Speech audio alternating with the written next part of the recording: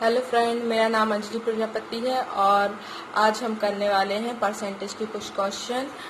जैसे कि पहला क्वेश्चन है, चीनी की कीमत में वृद्धि जो है 16.2/3% होने की वजह से किसी परिवार की खपत 20% घट जाती है, तो कितने प्रतिशत का बदलाव होगा। तो खर्चे में कितने प्रतिशत का बदलाव होगा। ठीक है, तो हमें कैसे करना है कि पहले हमको परसेंटेज लेना है, कितने परसेंट।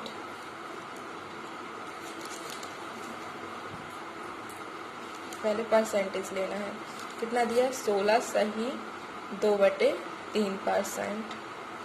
16.2/3% का भिन्न में कन्वर्ट करेंगे तो 1/6 हो जाएगा।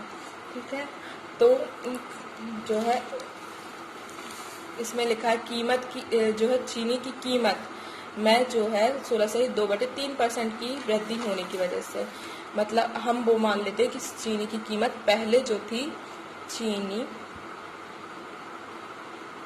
जो है कीमत कितनी थी, मैं 6 मानी, ये मान लिया है।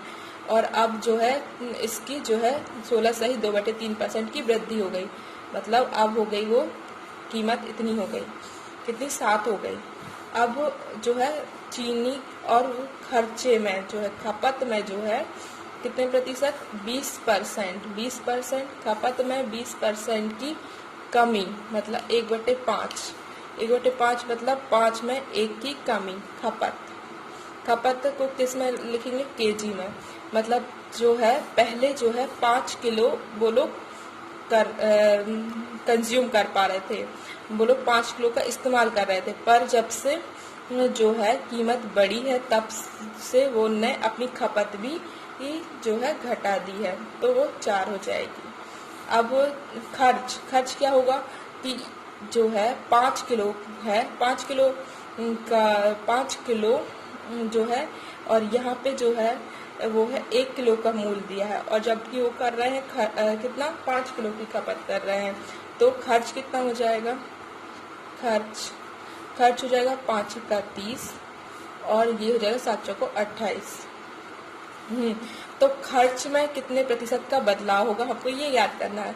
तो खर्च में 2 की कमी होगी, 2 की कमी होगी, खर्च में 2 की कमी होगी, और वो भी 30 पर। तो ये फिर ये 1/15 हो जाएगा।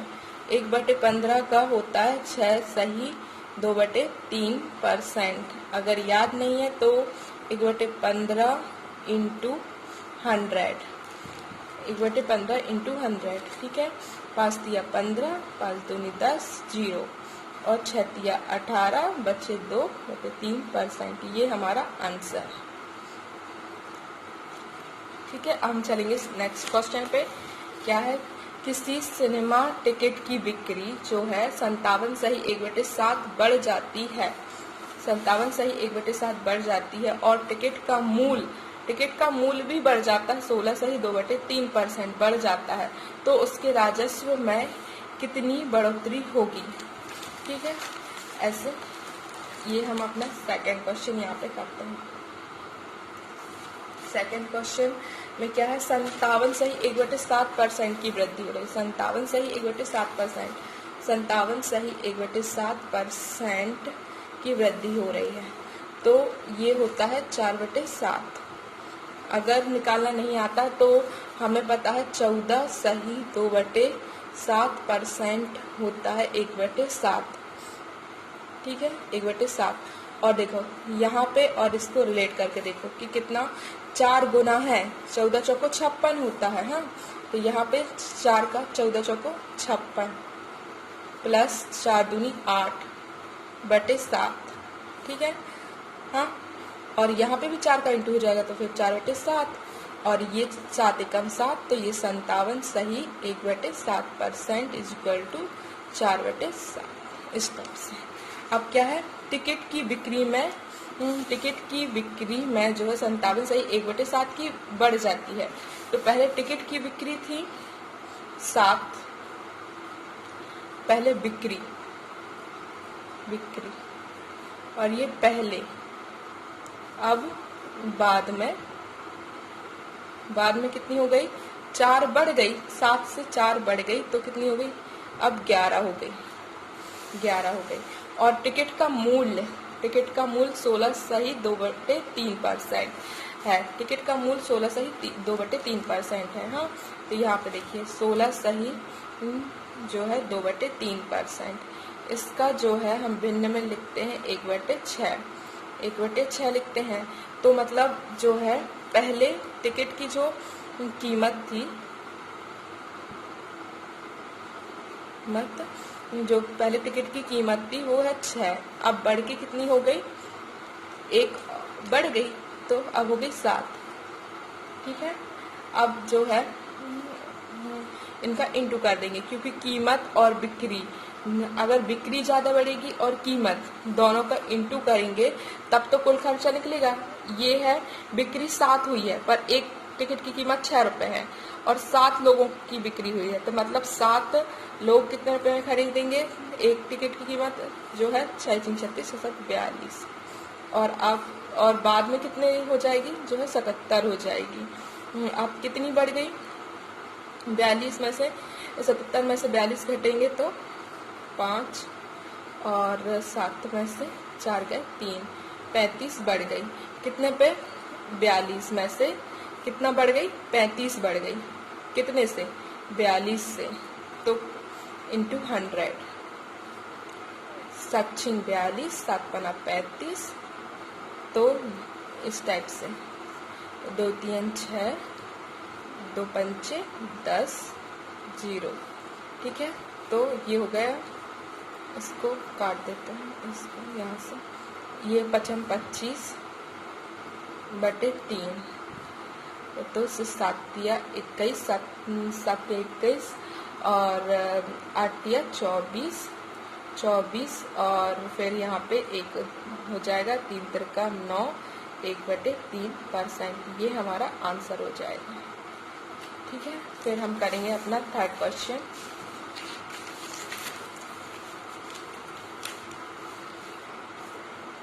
यहाँ पे थर्ड क्वेश्चन। ठीक है, थर्ड क्वेश्चन है, अगर किसी वर्ग की भुजा 40% बढ़ा दी जाए तो उसके क्षेत्रफल पर क्या प्रभाव पड़ेगा। वर्ग की भुजा 40% बढ़ रही है, 40% मतलब होता है 2/5। 40% कितना होता है, 2/5। हाँ, यहाँ पे 40%, 2/5। ठीक है, अब क्या करना है कि जो है भुजा, पहले मान ली कि पहले भुजा जो थी 5 थी, भुजा पहले 5 थी, अब कितनी हो गई, 2 बढ़ गई है तो अब 7 हो गई है। तो हमको क्षेत्रफल पता होना चाहिए। भुजा का क्षेत्रफल, वर्ग का क्षेत्रफल कैसे निकालते हैं, भुजा गुणित भुजा, भुजा स्क्वायर। इसी टाइप से इसका स्क्वायर हो जाएगा 25 और ये 7 × 49। तो क्षेत्रफल में कितनी का बदलाव हुआ, हम 49 में से इसमें घटा देंगे, 9 में से 5 गए 4 और 9 में से 5 गए 4 और 4 में से 2 गए 2, 24 की वृद्धि हुई है, वो भी 25 पर, तो इंटू 100, 25 × 25, 25 चौको 100 और 4 चौको 16, 1 4 दूनी 8 और 1 9, 96% की वृद्धि हो गई है। ठीक है, क्षेत्रफल में, ये हमारा आंसर है। फोर्थ क्वेश्चन करेंगे, एक आदमी जो है एक संख्या को 3/5 के बजाय 7/4 से गुणा कर देता है तो राजस्व में कितने प्रतिशत का बदलाव होगा।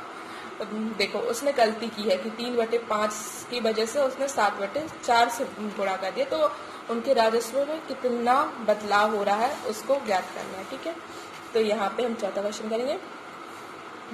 यहाँ पे क्या करना है, 3/5 दिया है हमको संख्या और एक दी है 7/4। हमको ऐसी संख्या मानिए कि वह संख्या दो इससे भी कट जाए, इससे भी कट जाए, तो हम इन दोनों का एलसीएम ले लेंगे। 5 और 4 का लघुत्तम समावर्तक ले लेंगे। ठीक है, एलसीएम ले लेंगे, कितना आएगा, 20 आएगा। 20 आएगा तो हमने माना कि वह संख्या 20 है, जिसको इनको गुणा करना था जिस संख्या से, वो मान ली हमने 20 है। तो अगर 20 है तो जब गुणा करने पे कितनी आएगा, 5 एकम 5, 5 चौको 20, 20 चौको 12। हमको आना था 12, पर उसने जब 7/4 से गुणा किया तो 7/4, 4 एकम 4, 4 पंचे 20, 7 पना 35 आ गया। ठीक है, तो हम 35 में से 12 को घटा देंगे तो जो है 5 में से 2 गए 3 और 3 में से 1 गए 2, 23 ज़्यादा आ रहा है। जब गलती करने पर 23 ज़्यादा आ रहा है, 23 ज़्यादा आ रहा है किससे, 12 से 23 ज़्यादा आ रहा है ना, तो 12 नीचे आएगा और यहाँ पे 100। ठीक है, और फिर यहाँ पे 4 से चला जाएगा 25, इतना 23 और ये 25 इतना। ठीक है, और फिर यहाँ पे इंटू करना पड़ेगा। 25 दिया 75 की 5, हाथ सिलाई 7 और 25 दूनी 50 और 7 57/3। अब 3 एकम 3, फिर यहाँ पे 2, 3 नाम 27, फिर 3 नाम 27, फिर आ जाएगा 3 एकम 3, फिर यहाँ पे 2/3। यह हमारा आंसर है। ठीक है, फिर हम चलेंगे अपने 5वें क्वेश्चन पे। अगर इनकम टैक्स जो है 19% बढ़ रहा है, इनकम टैक्स 19% बढ़ जाए तो कुल इनकम जो है 6% घट जाती है, तो इनकम टैक्स की जो है दर ज्ञात करना है कि इनकम टैक्स कितना है। इनकम टैक्स सब लोग जानते होंगे कि टैक्स जो है, जो अपनी इनकम है, इनकम कुल इनकम जो है वो कुल इनकम इज इक्वल टू कितना होता है, कुल इनकम माइनस टैक्स, कुल income minus tax is equal to शुद्ध इनकम। देखो, इसलिए ऐसा लिखा क्योंकि जब अपनी कुल आय है उस पर टैक्स लग जाएगा तो वो टैक्स घटा देंगे तब तो शुद्ध इनकम आएगी कि हमारे हाथ में इतना बचा है।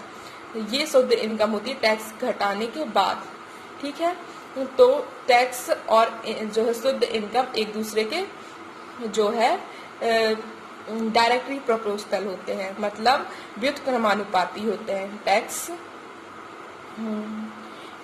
व्युत्क्रमानुपाती बटे शुद्ध इनकम, मतलब अगर टैक्स हम बढ़ाएंगे तो हमारी शुद्ध इनकम कम होगी, जितना ज़्यादा टैक्स होगा उतने ज़्यादा इनकम में से घटेगा और उतनी कम अपनी शुद्ध इनकम होगी। ठीक है, तो इस टाइप से।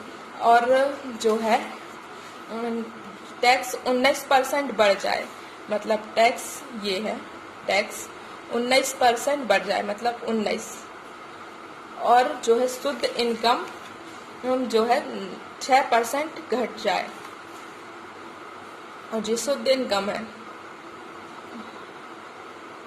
इनकम, ठीक है, 6% घट जाए। अब जितना टैक्स बढ़ेगा उतना ही तो शुद्ध इनकम घटेगी, तो इन दोनों को इक्वल कर दिए। ठीक है, ये 100 से ये 100 कैंसिल हो जाएगा, यहाँ पे जो है टैक्स और ये बटे में शुद्ध इनकम आ जाएगी।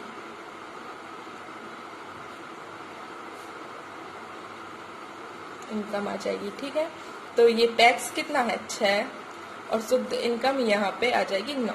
तो हम क्या मान लेंगे कि टैक्स जो है 6 है, शुद्ध इनकम है 9। ठीक है, अब जो है अभी तो टैक्स शुद्ध इनकम, ठीक है, यहाँ पे शुद्ध इनकम है 9, 19 आ गई और टैक्स आ गया 6, तो अपनी कुल इनकम कितनी आ गई, कुल इनकम आ गई 25।